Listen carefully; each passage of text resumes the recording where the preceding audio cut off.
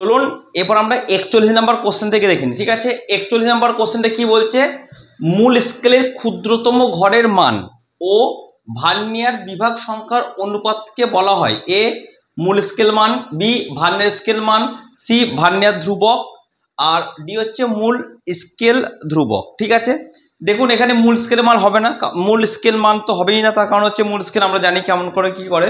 Vernier স্কেলের মানও হবে না, তার কারণ এটা রেশিও নয়। ঠিক আছে, মূল স্কেল ধ্রুবক এটাও হবে না, তাহলে কোন উত্তরটা এখানে হবে, ভার্নিয়ার ধ্রুবক হবে। ভার্নিয়ার ধ্রুবক কাকে বলে, মেন স্কেলে ক্ষুদ্রতম এক ঘর এবং ভার্নিয়ার স্কেলে এক ঘরের যে অন্তর্ফল তাকে আমরা কি বলবো, ভার্নিয়ার কনস্ট্যান্ট। তাহলে 41 নম্বরটা উত্তর হবে সি। এবার চলুন 42 নম্বর কোশ্চেনটা দেখে নিই। নদীর নিম্নক্ষয়ের সর্বনিম্ন হার কোথায় দেখতে পাওয়া যায়? ঠিক আছে, এ পার্বত্য উপত্যকা, বি পর্বতের পাদদেশ, সি সমুদ্র সমতলের নিকটে, ডি মালভূমিতে।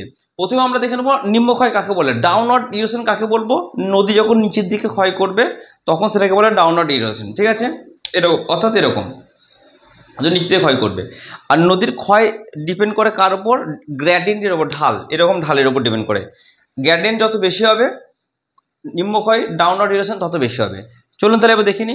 দেখুন পার্বত্য উপত্যকা আমরা সবাই জানি যে ঢাল খুব বেশি, তাহলে এখানে কিন্তু ডাউনওয়ার্ড ইরোশন কোনো মতেই সর্বনিম্ন হতে পারে না, সব থেকে বেশি হবে, তাহলে এই অপশনটা হবে না। আচ্ছা, নদী যখন পর্বত থেকে নেমে পাদদেশে আসবে তখন ঢালটা কমবে কিন্তু সর্বনিম্ন হবে না, তো এখানেও কিন্তু হবে না। আচ্ছা, মালভূমিতে যদি যাই, মালভূমি ঢাল কিন্তু মাঝারি ধরনের। ঠিক আছে, ময়ে মালভূমি, ময়ে মাঝারি, তাহলে এখানেও কিন্তু নিম্নক্ষয় মাঝারি হবে, সর্বনিম্ন হবে না। কিন্তু সমুদ্র সমতলে যদি আমরা চলে যাই, ঠিক আছে, তাহলে সমুদ্র সমতলে ঢাল সব থেকে কম, তাই নিম্নক্ষয় কিন্তু সব থেকে কম এখানেই হবে। তাই 42 নম্বর উত্তর কী হবে, সি। আচ্ছা, এবার 43 নাম্বার কি বলছে, ভারত সরকার জৈবিক বৈচিত্র্য আইন প্রণয়ন করেন কত সালে? এ আছে 1992, বি 2000, সি 2002, ডি হচ্ছে 1980। এই চারটে সাল দিয়েছে। আমরা কিন্তু 1992 সালে মনে রাখতে হবে, খুব ভালো। 1992 সালে কি হয়েছিল, আর্থ সামিট হয়েছিল রিও ডি জেনেরোতে, তাহলে 1992টা হবে না। আচ্ছা, 2000 সালে সেরকম কিন্তু দু চারটে দিবস ছিল, খুব ইম্পর্টেন্ট দিবস ছিল না। ঠিক আছে, আচ্ছা 1980 সালে আমরা কি দেখে নেবো, 1980 সালে হয়েছিল এনভায়রনমেন্ট প্রোটেকশন অ্যাক্ট 1900। ঠিক আছে, এনভায়রনমেন্ট প্রোটেকশন অ্যাক্ট কিন্তু ছিল 1980 সালে। আর এই 2002 সালে কিন্তু ভারত সরকার জৈবিক বৈচিত্র্য আইন প্রণয়ন করেছিল। তাহলে 43টা সঠিক উত্তর কী হবে, সি। তারপর দেখুন 44 নম্বর কোশ্চেনটা কি বলছে, প্রচলিত শক্তির উৎস নয় কোনটা? প্রচলিত শক্তির উৎস নয়, এ হচ্ছে কয়লা, বি সৌরশক্তি, সি হচ্ছে খনিজ তেল, ডি হচ্ছে প্রাকৃতিক গ্যাস। চলুন আগে আমরা জেনে নিই প্রচলিত শক্তি কাকে বলে আর কোনটা অপ্রচলিত শক্তি বলে। প্রচলিত শক্তি মানে যে শক্তিগুলো আমাদের মধ্যে প্রচলন আছে, যেখান থেকে আমরা বিভিন্ন বিদ্যুৎ উৎপাদন করি, যেমন কয়লা, পেট্রোল, ঠিক আছে, প্রাকৃতিক গ্যাস, আমরা সবাই এগুলোর নাম জানি। কি জন্য আমরা নাম জানি, কারণ এগুলো প্রচলন আছে। আর যে সমস্ত শক্তি থেকে অতটা প্রচলন এখন অবধি হয়নি, মানে অ্যাভেলেবেল হয়নি, বিদ্যুৎ শক্তি উৎপাদন করা যাবে, সেগুলোকে আমরা কি বলবো, অপ্রচলিত শক্তি। যেমন সৌরশক্তি আছে, ঠিক আছে, ইত্যাদি। তাহলে দেখুন এখানে কয়লা হবে না, কারণ কয়লা হচ্ছে প্রচলিত শক্তি, আমরা জানি সবাই। আচ্ছা, খনিজ তেল হবে না, কারণ কি এটা প্রচলিত শক্তি। প্রাকৃতিক গ্যাসও হবে না, কারণ এটা হচ্ছে প্রচলিত শক্তি। হবে তাহলে কি, সৌরশক্তি, এটা হচ্ছে অপ্রচলিত শক্তি। চলুন এবার আমরা 45 নম্বর কোশ্চেন দেখে নেব। পূর্ববাহিনী নয়, অর্থাৎ কোন নদীটা পূর্ববাহিনী নয়? A Godavari, B Kaveri, C Tapti, D Krishna. চলুন আগে ম্যাপে দেখে নিই। ম্যাপে দেখুন আমি কি বলেছিলাম যে কৃষ্ণা নদী সাধারণত মাঝে থাকে, কৃষ্ণ ঠাকুর মাঝে থাকে মনের মাঝে, তাই কৃষ্ণ নদী মাঝে থাকবে, মাঝের নদীর নাম হচ্ছে কৃষ্ণা, তার উপরে হচ্ছে গোদাবরী, ঠিক আছে, তার নিচে হচ্ছে কাবেরী। ঠিক আছে, এগুলো কিন্তু প্রত্যেকে দেখুন কোন বাহিনী, পশ্চিম দিকে যাচ্ছে, উত্তর দক্ষিণ পূর্ব পশ্চিম, ঠিক আছে, সরি সরি পূর্ব পূর্ব দিকে আছে, পূর্ব বাহিনী, ঠিক আছে। কিন্তু তাপ্তি এমন একটা নদী, ও কিন্তু আপনার পূর্ব বাহিনী, সরি পশ্চিম বাহিনী, ঠিক আছে। তাই এখানে উত্তর কি হবে, সি। আমি একটা বারবার বলেছিলাম, নয় হলে কি করতে হবে, কোশ্চেনটা দাগ দিয়ে দিতে হবে। তাহলে 45 নম্বর উত্তর হবে কি, সি তাপ্তি। আচ্ছা, এখানে বারবার একটা কথা বলি, এখানে আমরা তিনটি মনে রাখবেন। গোদাবরীকে বলা হয় দক্ষিণী গঙ্গা, কাবেরীকে বলা হয় দক্ষিণ ভারতের গঙ্গা, কৃষ্ণাকে বলা হয় দাক্ষিণাত্যের গঙ্গা, ঠিক আছে, এই জন্য মনে থাকে। কেন, আমি ব্যাখ্যা কিন্তু আগে করেছি ভিডিওতে। চলুন 46 নম্বর কোশ্চেন কি বলছে, উষ্ণ আর্দ্র জলবায়ুতে চুনাপথের উপর দেখা যায় কোনটা? এ জারণ, জারণ জেনে হবে না, লোহা, কারণ লোহা দরকার আছে ওখানে, ঠিক আছে। আচ্ছা, অঙ্গার যোজন, আর জল যোজন, জল যোজনে প্রচুর পরিমাণে জল দরকার, এটাও হবে না, ঠিক আছে। সিলিকা বিজনন, এটাও হবে না, তার সঠিক উত্তর কি হবে এখানে, বি, অর্থাৎ অঙ্গার যোজন।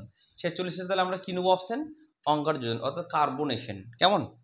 আচ্ছা, কারণ কি কার্বনেশন চুনাপথে যেহেতু আছে, তারপর দেখবো 47 নাম্বার, উচ্চ ফলনশীল ধানের জাত নয় কোনটা? এ জয়া, বি হচ্ছে IR20, সি হচ্ছে স্বর্ণ সাব 1, ডি হচ্ছে সোনালিকা। এই যে চারটে আছে, চারটের মধ্যে এই জয়া হচ্ছে কি? জয়া হচ্ছে ধানের উচ্চ ফলনশীল বীজ, এটাও ধানের, স্বর্ণ সাব 1টাও ধানের, এই সোনালিকা হচ্ছে গমের। ঠিক আছে, তাহলে যেহেতু 9 বলেছি, 9টায় গোল দাগ দিতে বলেছি, তাহলে এখানে উত্তরটা কি হবে? সোনালিকা, অর্থাৎ 47 নম্বরটা হবে ডি। 48 নাম্বার, প্রধানত কাঁচামালের নিকট গড়ে ওঠে। এ কার্পাস বয়ন শিল্প, বি চিনি শিল্প, সি তথ্য প্রযুক্তি শিল্প, ডি রাসায়নিক শিল্প। এটা খুব ইম্পর্টেন্ট, এটা কিন্তু এবারে এমআই ইন্ডেক্স আছে, সেই থেকে নেওয়া হয়েছে। এমআই ইন্ডেক্সটা খুব ভালো, ওটা আমি এরপর একটা ক্লাস দেবো এবারের উপর, আপনারা খুব ভালো করে দেখবেন, ওখানে বুঝে যাবেন। এখানে একটু বলি যে দেখুন, কাঁচামালের নিকট কোন শিল্প গড়ে উঠবে? যে শিল্পে কাঁচামাল এর ওজন বেশি, ঠিক আছে, সেই শিল্পগুলো জেনারেলি কাঁচামালের নিকট গড়ে ওঠে। কারণ কি বলুন তো, ওই কাঁচামালগুলো যদি আমরা, কাঁচামালের ওয়েট যদি বেশি, সেগুলো যদি আমরা অন্য জায়গায় শিল্প দূরে স্থাপন করি কাঁচামাল থেকে, তাহলে ওই ভারী কাঁচামালকে আমি অন্য জায়গায় নিতে গেলে আমার প্রচুর পরিমাণে ট্রান্সপোর্ট কস্ট লাগবে, পরিবহন ব্যয় লাগবে। তাহলে আমার কি হবে? প্রোডাকশনের কস্ট বেড়ে যাবে। প্রোডাকশন কস্ট বেড়ে কিন্তু আমার পরবর্তীকালে দাম জিনিসের বেড়ে যাবে, সমস্যা হবে। এবার এখানে দেখুন, কার্পাস বয়েন্ট মেন কাঁচামাল হচ্ছে পাট বা তুলো, ওজন কিন্তু কম, তাই কাঁচামালের নিকট গড়ে ওঠার কোনো প্রশ্নই ওঠে না। তথ্য প্রযুক্তি, এটাও কিন্তু কাঁচামালের উপর ডিপেন্ড করে না, এটা মানে ভালো দক্ষ শ্রমিক, বাজার ইত্যাদির উপর ডিপেন্ড করে, তাহলে এটাও হবে না। আর রাসায়নিক শিল্প, এটাও সেম। কিন্তু চিনি শিল্প, চিনি মেনলি ডিপেন্ড করে কার উপর? আখের উপর। এবার আখের কিন্তু ওজন খুব বেশি, আখের ওজন বেশ ভালোই হয়, তাই আখটা কিন্তু কাঁচামালের নিকট না গড়লে দূরে নিয়ে যেতে গেলে 1 নম্বর পরিবহন ব্যয় লাগবে। আর তার থেকে সব থেকে মেন ব্যাপার কি বলুন তো, আখ যদি চিনি শিল্প যদি কাঁচামালের কাছে না করে আখ যদি দূরে নিয়ে যাওয়া হয়, তাহলে রস কিন্তু শুকিয়ে যাবে, চিনিটা ঠিকঠাকভাবে হবে না। তাই চিনি শিল্প সবসময় কি হবে? কাঁচামালের নিকট গড়ে উঠবে। তাই এখানে যে 4টা অপশন আছে, এই অপশনে আমরা কি নেবো? চিনি, বি। এগুলো কেন হলো না আশা করি বুঝতে পেরেছেন। 49 নম্বর কোশ্চেন, উত্তর পশ্চিম আটলান্টিক উপকূলে অবস্থিত প্রধান বন্দর কি? প্রধান মৎস্য বন্দর কি হতে? প্রধান মৎস্য বন্দর, এ পোর্টল্যান্ড আছে, বি আছে নিউ পোর্ট, সি স্কিনা, ডি হচ্ছে ট্রমসো। চলুন প্রথমে দেখিনি নিউপোর্ট। নিউপোর্ট কিন্তু যুক্তরাষ্ট্রে অবস্থিত একটা রোড আইল্যান্ডের বন্দর। এই আইল্যান্ডে কিন্তু মেন নৌকা বাইচ ও পর্যটন শিল্পের জন্য বিখ্যাত। আপনারা কিন্তু দেখবেন ওই নৌকা নিয়ে অনেক খেলা হয়, অনেকগুলো নৌকা প্রতিযোগিতা হয় না, ওই নৌকা বাইচের জন্য এবং পর্যটনের জন্য কিন্তু নিউপোর্ট বিখ্যাত, মৎস্যের জন্য কিন্তু বিখ্যাত নয়। আচ্ছা, ট্রমসো বন্দরটি নরওয়েতে অবস্থিত, এটা কিন্তু নরওয়েজিয়ান সাগরের জন্য বিখ্যাত। আর স্কিনা কিন্তু খুব একটা নাম করা বন্দর নয়, মনে রাখা দরকারও পড়ে না খুব একটা। পোর্টল্যান্ড, পোর্টল্যান্ডে কি হয়? শীতল ল্যাম্বার্টার স্রোত এবং উষ্ণ উপসাগর স্রোত কিন্তু মিক্সড হয়। আর আমি কি বলেছি, যেখানে উষ্ণ স্রোত এবং শীতল স্রোত মিক্সড হবে সেখানে কি হবে? প্লাঙ্কটন হবে। যেখানে প্লাঙ্কটন হবে সেখানে মাছ পাওয়া যাবে, যেখানে মাছ পাওয়া যাবে মৎস্য বন্দর গড়ে উঠবে। তাই এই বন্দরতে কিন্তু প্রচন্ড মাছ পাওয়া যায়, এটা উত্তর কিন্তু হবে এ, পোর্টল্যান্ড। ঠিক আছে, আচ্ছা, তারপরে 50 নম্বর কোশ্চেন কি বলছে? সূক্ষ্মতম পরিমাপ করা সম্ভব কোন স্কেল সাহায্যে? A statement scale, B simple linear scale, C ratio scale, D হচ্ছে ভার্নিয়ার স্কেল। তখন স্টেটমেন্ট স্কেল মানে কি? মুখে যেটা বলি 1 সেন্টিমিটার বা 10 কিলোমিটার, এখানে কিন্তু আমি সূক্ষ্ম মাপ পাচ্ছি না। ওকে, আচ্ছা, সিম্পল লিনিয়ার স্কেল মানে যেটা আমি গ্রাফের সাহায্যে আঁকি হবে, যেটা যে স্কেলটা আছে এখানেও কিন্তু আমি খুব একটা সূক্ষ্ম মাপ পাই না। রেশিও মানে হচ্ছে 1:50, 1:25,000, এখানে কিন্তু দুটো ইউনিট এক থাকে, আমি যে কোনো মধ্যে কনভার্ট করতে পারি, সূক্ষ্ম পাই না। সূক্ষ্ম পেতে গেলে আমাকে কিন্তু ভার্নিয়ার স্কেল ব্যবহার করতে হবে। উত্তর কি হবে? D, vernier scale. 50 উত্তর তাহলে কি হবে? ডি। তাহলে আমরা কিন্তু দেখুন 41 থেকে 95 নম্বর সমস্ত কোশ্চেন দেখে নিলাম, কোন অপশনটা ঠিক হবে, কেন ঠিক হবে, আর বাকিগুলো কেন ঠিক হবে না সেটাও ব্যাখ্যা করলাম। এবার চলুন আমরা 51 নম্বর থেকে বাকি উত্তরগুলো, চলুন এবার আমরা 51 নম্বর কোশ্চেন দেখে নিই। 51 নম্বর কোশ্চেন কি বলছে? বাস্তুতন্ত্র কথাটি প্রথম প্রচলন করেন এ এজি ট্যান্সলে, বি আর লিন্ডেম্যান, সি ইপিওডাম, ডি ক্লার্ক। চলুন পরপর অপশন দেখে নিই। দেখুন, আর লিন্ডেম্যান আমরা সবাই জানি 10% ল, 10% সূত্র কিন্তু আর লিন্ডেম্যান দিয়েছিল, তাহলে লিন্ডেম্যান হবে না। আচ্ছা, ইপিওডাম, ইপিওডামকে পরিবেশ বিজ্ঞানের জনক অনেকে বলে থাকে, এবং উনি কি করেছিলেন? ইকোসিস্টেমের গঠন এবং কার্যপ্রণালী সম্পর্কে বিস্তারিত ব্যাখ্যা দিয়েছিলেন, সুতরাং এটা হবে না। আচ্ছা, ক্লার্ক, ক্লার্ক ভূগোল এবং পরিবেশ সম্পর্কে অবদান ছিল, কিন্তু ইকোসিস্টেম সম্পর্কে সেরকম কোনো অবদান ছিল না, এটা কাটা হবে। এজি ট্যান্সলে, এটা কিন্তু তাহলে সঠিক উত্তর হবে। তাহলে 51 নম্বরটা কি হবে? এজি ট্যান্সলে, কারণ উনি প্রথম বাস্তুতন্ত্র কথাটি প্রচলন করেছিলেন। 52 নম্বর, ভারতের ম্যানচেস্টার কাকে বলে? A Mumbai, B Kolkata, C Ahmedabad, D Nagpur. দেখুন মুম্বাইকে কোনো মতেই বলা যাবে না, কারণ মুম্বাই হচ্ছে বাণিজ্য নগরী এবং বলিউডের জন্য বিখ্যাত চলচ্চিত্র, তাহলে মুম্বাই বাদ হয়ে গেল। কলকাতা, কলকাতা কিন্তু জুট শিল্পের জন্য অর্থাৎ পাট শিল্পের জন্য বিখ্যাত, তাহলে কলকাতাও বাদ হয়ে গেল, হবে না। নাগপুর, নাগপুর মানে হচ্ছে কমলা লেবু, আমরা সবাই জানি নাগপুরের কমলা লেবুর জন্য বিখ্যাত, তাহলে নাগপুরও হবে না। তাহলে কি পড়ে থাকলো কি আহমেদাবাদ, আহমেদাবাদকে কি বলে ভারতের ম্যানচেস্টার। তাহলে 52 নম্বরটা কি হবে সি। চলুন 53 নম্বর, সমুদ্রের লবণতার প্রধান উৎস কি? এক হচ্ছে মহাসাগরের ভূত্বক, দেখুন মহাসাগরের ভূত্বক কিন্তু সমুদ্রের লবণতার উৎস হবে না, ঠিক আছে। মহাদেশীয় ক্ষয়িবত পদার্থ, এটা কিন্তু কারেক্ট আনসার, তাই 53 নম্বরটা হবে বি। তার কারণ হচ্ছে মহাদেশ থেকে যে সমস্ত পদার্থগুলো ক্ষয় হয় সেগুলো সমুদ্রে জমা হয়ে লবণতা সৃষ্টি করে, ঠিক আছে। আচ্ছা, সামুদ্রিক অগ্নুৎপাত, অগ্নুৎপাতের ফলে যে সমস্ত পদার্থ বের হয় সেখানে কিন্তু খুব বেশি পরিমাণে লবণ থাকে না, তাহলে এটাও হবে না। উল্কাপাত, মানে উল্কাপাত যেটা মহাকাশ থেকে আসে সেটা কিন্তু লবণ খুব বেশি থাকে না। আচ্ছা, 54 নম্বর কোশ্চেন, আদিবাসী জনসংখ্যা সব থেকে বেশি করে দেখতে পাওয়া যায়, উত্তর হবে কিন্তু এ মধ্যপ্রদেশ, ঠিক আছে। ইউপি, বিহার, মহারাষ্ট্র হবে না। এই যে 54 নম্বর যে কোশ্চেনটা, এটা কিন্তু আমি পরীক্ষার একদিন আগে ট্রাইব ইন ইন্ডিয়া বলে একটা ভিডিও করেছিলাম, সেই ভিডিওতে কিন্তু খুব সুন্দর করে বারবার বলেছিলাম যে এটা কিন্তু পরীক্ষার জন্য ইম্পর্টেন্ট, এবং এটা আমি বলাও আছে, দেখবেন অনলাইনের ইনফরমেশন হিসেবে যে মধ্যপ্রদেশে সব থেকে বেশি আমরা আদিবাসী দেখতে পাই। চলুন এবার 55 নম্বর কোশ্চেন কি বলছে, মহাদেশীয় উপকূল ও মহীঢালের মধ্যবর্তী অংশ কি? দেখুন গভীর সমুদ্র সমভূমি এর হবে না। আচ্ছা, সমুদ্র ক্যানিয়ন হবে না। গায়ট মানে হচ্ছে যে অনুচ্চ যে চ্যাপ্টাকৃতি সমুদ্রের মধ্যে যে ভূপ্রকৃতি, সেটাকে আমরা গায়ট বলি। উত্তর তালিকা হবে মহীসোপান, তাই 55টা হবে এ মহীসোপান, ঠিক আছে। আচ্ছা, এটা কি করে আমরা ফিল করবেন বলুন তো? আমরা যেমন অনেকে পুকুরে স্নান করতে গেছেন, পুকুরে কি হয় যখন স্নান করতে হবে 3টা সিঁড়ি থাকে, তাই তো। প্রথম সিঁড়ি পা দিলেন, দ্বিতীয় সিঁড়ি পা দিলেন, এবার তারপর দেখবেন আস্তে আস্তে হচ্ছে হঠাৎ হচাম করে দেখবেন আপনার পাটা নেমে গেল। এই যে যেখানে স্থলভাগ মানে শুরু হচ্ছে এবং শেষ হচ্ছে, যেন হচাম করে পাটা নেমে গেল, তার আগের মুহূর্তটাকে আমরা কি বলবো? মহীসোপান, ঠিক আছে। আচ্ছা, 56 নম্বর কোশ্চেন চলুন দেখে নিই। জাপান উপকূলে ক্রান্তীয় ঘূর্ণিঝড়ের নাম কি? এ হচ্ছে হ্যারিকেন, বি টর্নেডো, সি গর্জন চলেছে, ডি হচ্ছে টাইফুন বা তাইফু। দেখুন হ্যারিকেন হবে না, কারণ হ্যারিকেন হচ্ছে ক্যারিবিয়ান সাগরে দেখতে পাওয়া যায়, তাহলে এটা হবে না। আচ্ছা, টর্নেডো আটলান্টিক মহাসাগরে দেখতে পাওয়া যায়, এটাও হবে না। গর্জন চলেছে কাকে বলে? আমরা জানি 40 ডিগ্রি দক্ষিণ গোলার্ধে পশ্চিমবঙ্গে খুব দ্রুত গতিতে প্রবাহিত হয়, কারণ কি সেখানে জলভাগ বেশি পরিমাণ বেশি থাকে, গর্জন করতে করতে প্রবাহিত হয়, তাই সেটাকে আমরা কি বলি? গর্জন চলিসা। তো এটাও কিন্তু হবে না। এবার দেখুন টাইফুন দিচ্ছে, তাহলে টাইফুনটা হয় না, অ্যাকচুয়ালি উচ্চারণ হবে কি তাইফু, তাই এখানে সঠিক উত্তর হবে কি ডি। জাপান উপকূলে এই 56 কোশ্চেনটার সঠিক উত্তর হবে ডি। চলুন 17 নম্বর, উষ্ণতার বৈপরীত্য সৃষ্টি হয়, এ দীর্ঘ রাত্রি, বি শান্ত আবহাওয়া, সি বরফাবৃত অ্যালবেডো, ডি সবগুলি ঠিক।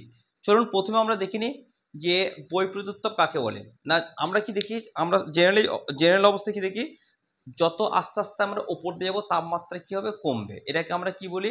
নর্মাল র্যাপজেট। 1 কিলোমিটার উচ্চতায় 6.5 ডিগ্রি সেন্টিগ্রেড তাপমাত্রা আমাদের কমে যায়, কিন্তু যদি উচ্চতা যত বাড়বে তাপমাত্রা কমার কথা, কমে যদি না কমে বিপরীত অবস্থা হয় অর্থাৎ তাপমাত্রা বাড়ে, তাহলে সেটাকে আমরা কি বলবো? বৈপরীত্য উত্তাপ। কেন বৈপরীত্য বলছি? যে বিপরীত ঘটনা ঘটছে। নর্মাল অবস্থা হওয়া উচিত ছিল কি, উচ্চতা বৃদ্ধিতে তাপমাত্রা কমা দরকার ছিল, কিন্তু এখানে বাড়ছে, তাই এই ঘটনার নাম কি বলছে? বৈপরীত্য উত্তাপ।